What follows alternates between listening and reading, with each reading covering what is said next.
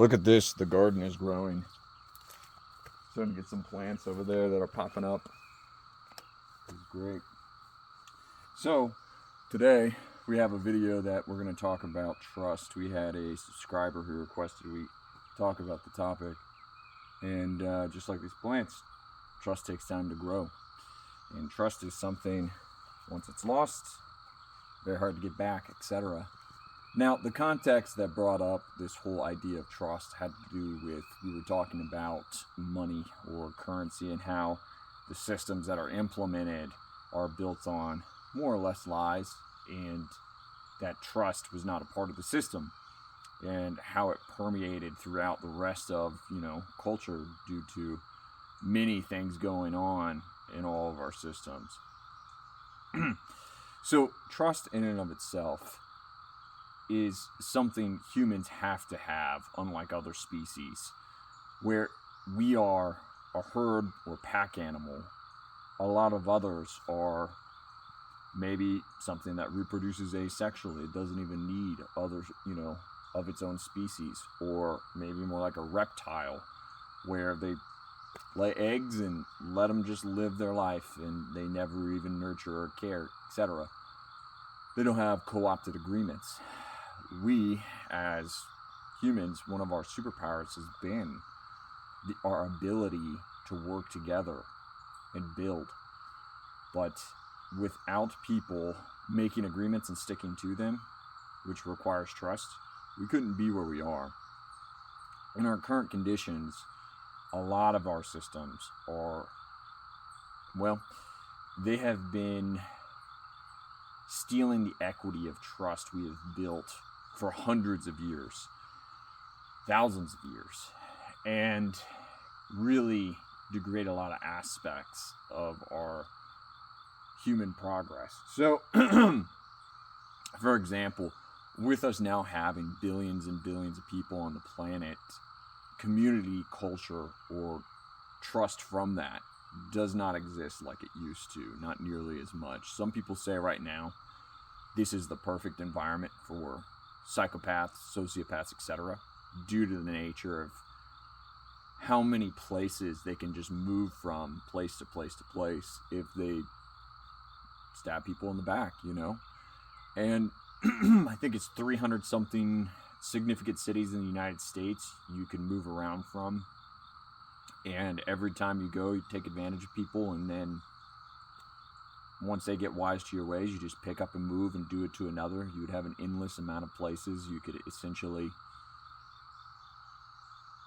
always get away with stuff from. And so, because of this, it really hurts once you interacted with a person who has treated you this way. It makes you almost kind of like a traumatized or like a PTSD type of effect, where you end up having strong distrust in anyone or other people who are especially strangers.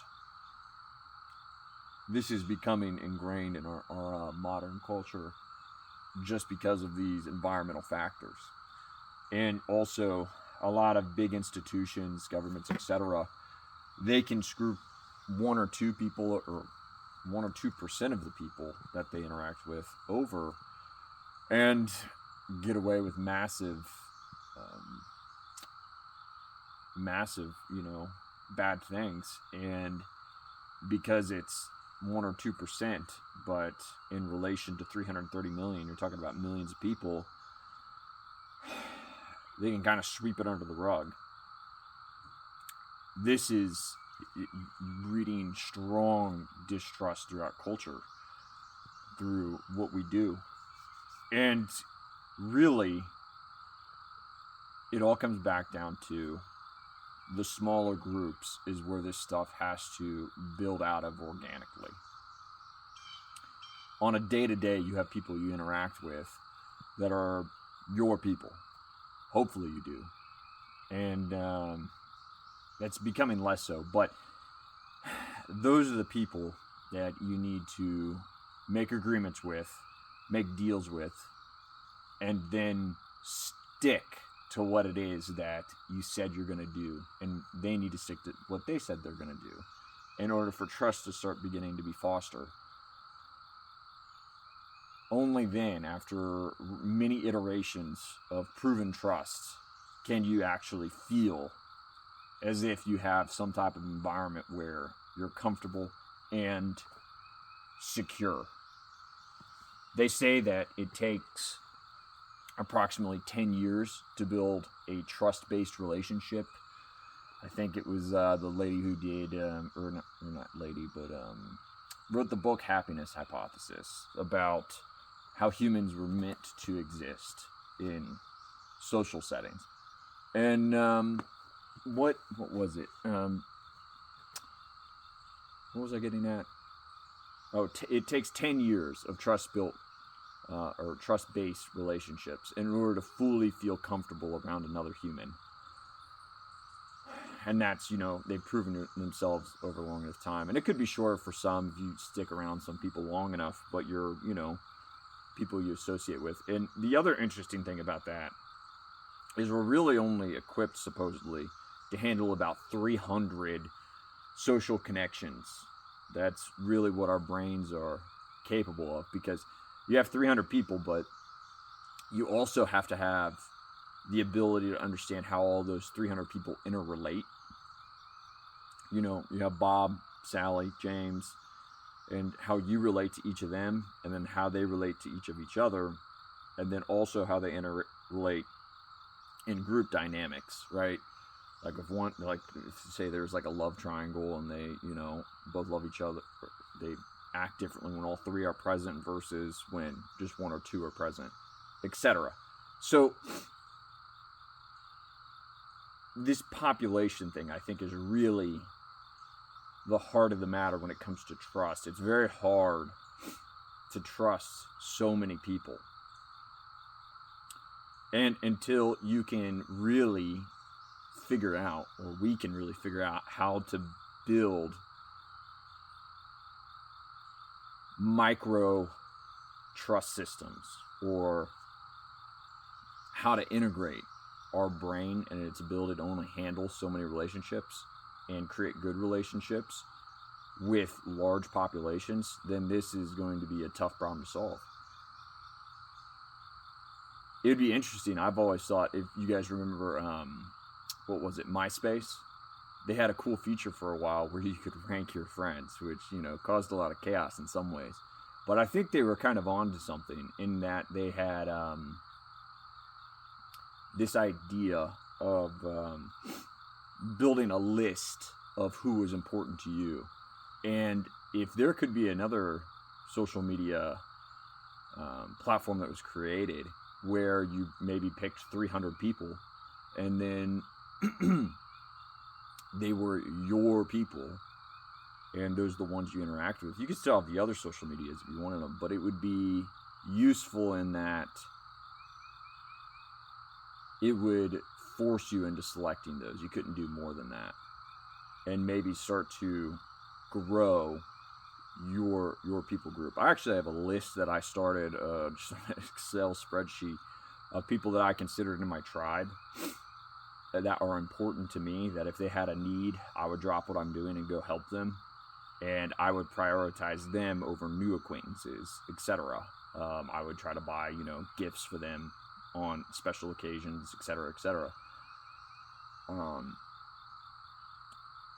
This is something that you could do in your life to try and maybe help create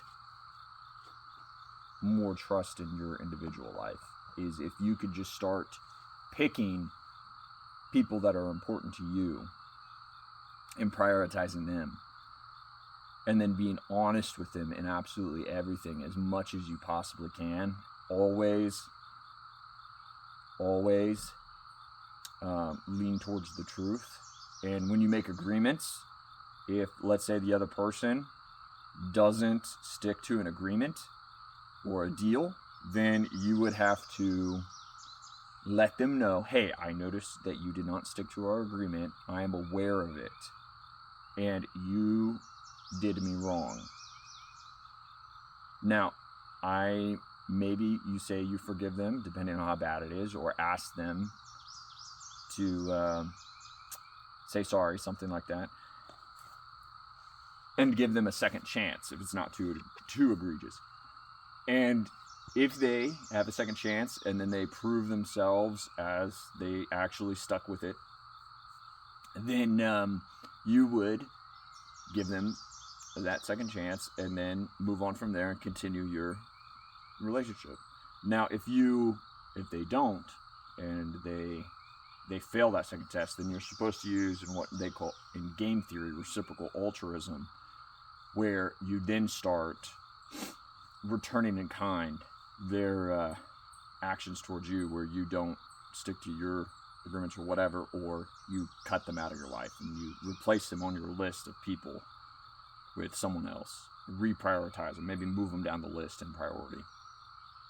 So that's one thing you can do in your life. And then I think another thing, this is more speculative, but in the future, as far as with generating environmental trust across large populations, I do think this blockchain technology will enable that in a lot of ways, because you'll be able to circumnavigate a lot of large entrenched systems, especially with finance. And they're what they call smart contracts. I think XCN or Onyx is one of these cryptos that has a potential where they lock up funds when there is some type of contract or an agreement made between two parties and put it in a segregated escrow-ish account.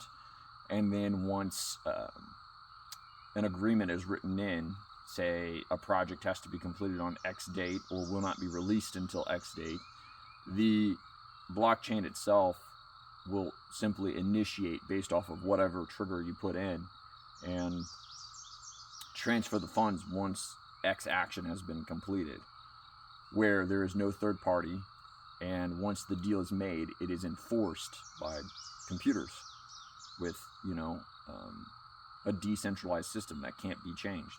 So that would be another thing, and it would allow for lending and other really interesting stuff. But anyway,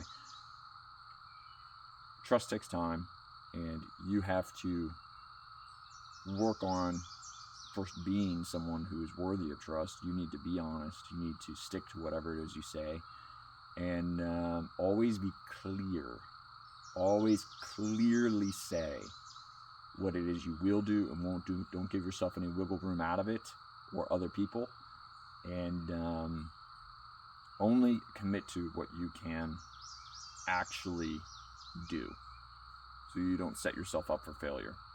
So, couple ideas on trust, and that's it for today. Thanks. Have a good one.